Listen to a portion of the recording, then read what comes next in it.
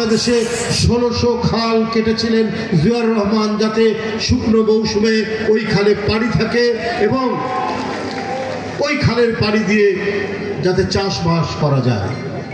এটাই জিয়াউর রহমান। অনেক বয়স্ক মানুষ যাদের অক্ষর জ্ঞান ছিল না সেই সময়, আজকে অক্ষর জ্ঞান সম্পন্ন মানুষ বৃদ্ধি পেয়েছে। জিয়াউর রহমান নিরক্ষর মানুষদের অক্ষর দেওয়ার জন্য, অক্ষর জ্ঞান শেখানোর জন্য সারা বাংলাদেশে তিনি বিভিন্ন কর্মসূচি গ্রহণ করলেন।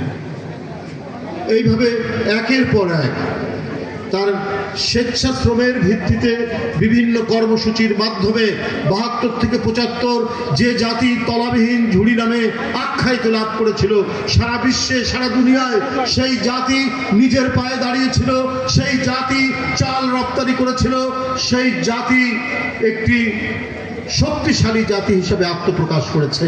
তারই সন্তান হচ্ছে তারেক রহমান। তার মা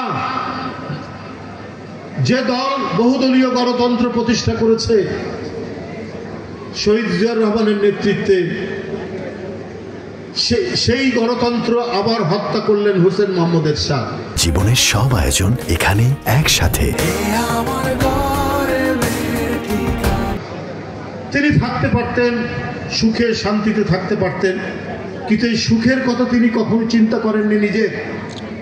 ৯ বছর আপসহীন সংগ্রাম করেছেন, পুলিশ নির্যাতন করেছে, গ্রেপ্তার করেছে, তারপরেও তাকে তার নীতি থেকে টলাতে পারেনি।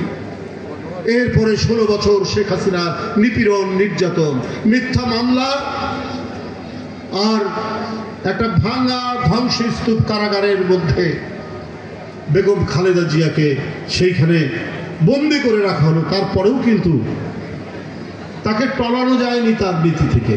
তার সন্তান তারেক রহমান।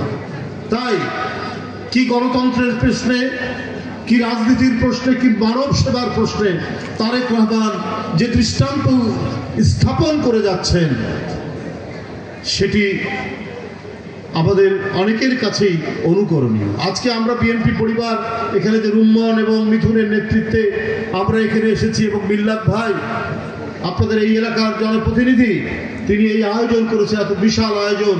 আমি সত্যি এটি দেখে অত্যন্ত হতবাক তিনি এই কাজটি তিনি করেছেন।